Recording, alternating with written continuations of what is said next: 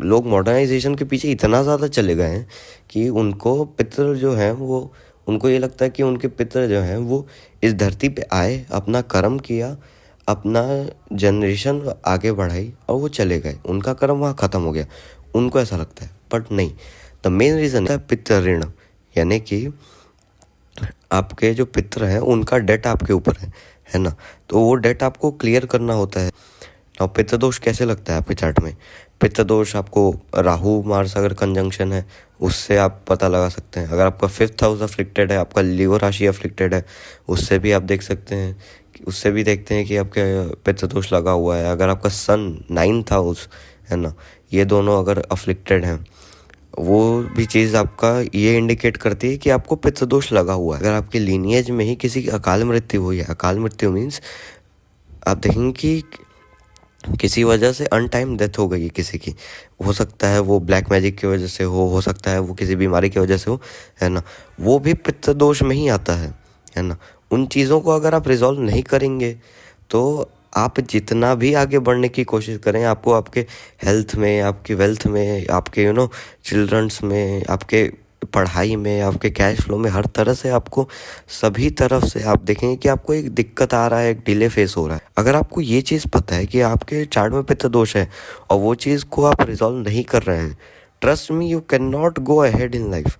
क्योंकि अगर आप अपने पास्ट को ही क्लियर नहीं करेंगे, आप अपने कार्मिक ऋण जो है आपके पितरों के साथ उसको ही आप क्लियर नहीं करेंगे, तो आप आगे कैसे बढ़ेंगे? आप आगे बढ़ ही नहीं सकते अगर आप अपने पास्ट के कर्म जो है अपने पितरों के साथ उनको क्लियर नहीं कर सकते, उनको क्लियर नहीं कर देते। क्योंकि आपके पितर जो हैं वो भी एक तरह से आप देखेंगे कि वो इस जीवन में जब आए वो भी एक मनुष्य थे, उनके भी कुछ लालसाएं थी, उनके भी कुछ डिज़ायर्स थे।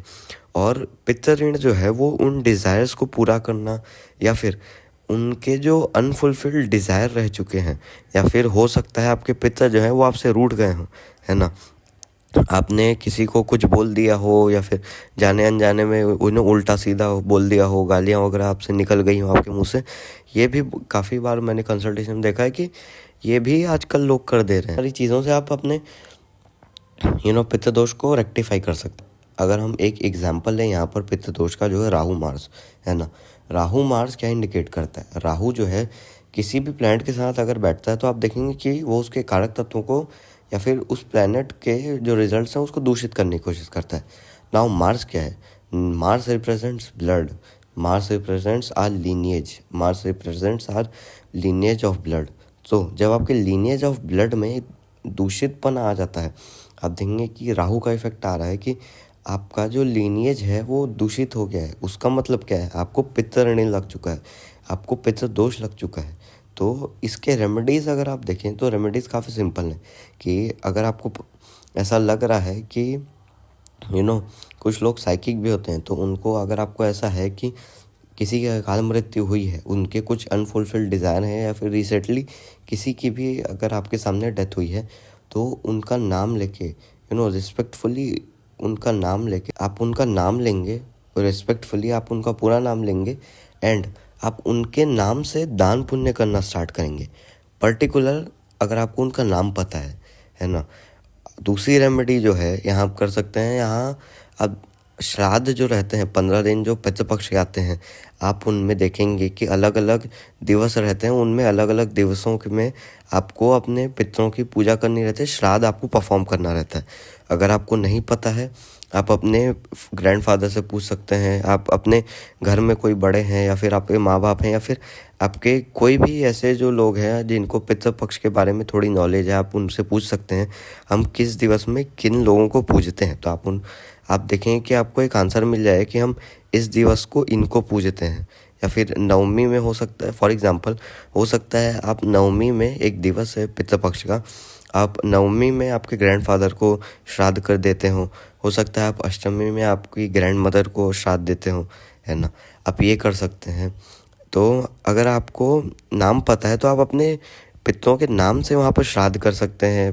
पितृपक्ष में आपको 15 दिन तो श्राद्ध करने ही करने हैं साल के, है ना, वो तो आपको दैट इज़ नॉन नेगोशिएबल। पर अगर आप देखें कि अगर आपको वहाँ पर नाम नहीं पता है तो आप क्या कर सकते हैं, दैट अगर आपको नाम नहीं पता है एग्जैक्टली, पर आपके चार्ट में पित्त दोष है, आपके पापा के चार्ट में पित्त दोष है, आपकी मदर के चार्ट में पित्त, जो भी ग्रोथ आपका जो भी गोत्र है, आप उनका नाम लेंगे एंड जब दान आप कर रहे हैं तो आप बोलेंगे कि इस गोत्र के सर्व पित्त देवता को मैं ये चीज़ें अर्पण कर रहा हूँ, उनके आत्मा को मोक्ष की प्राप्ति हो, उनके आत्मा को शांति की प्राप्ति हो।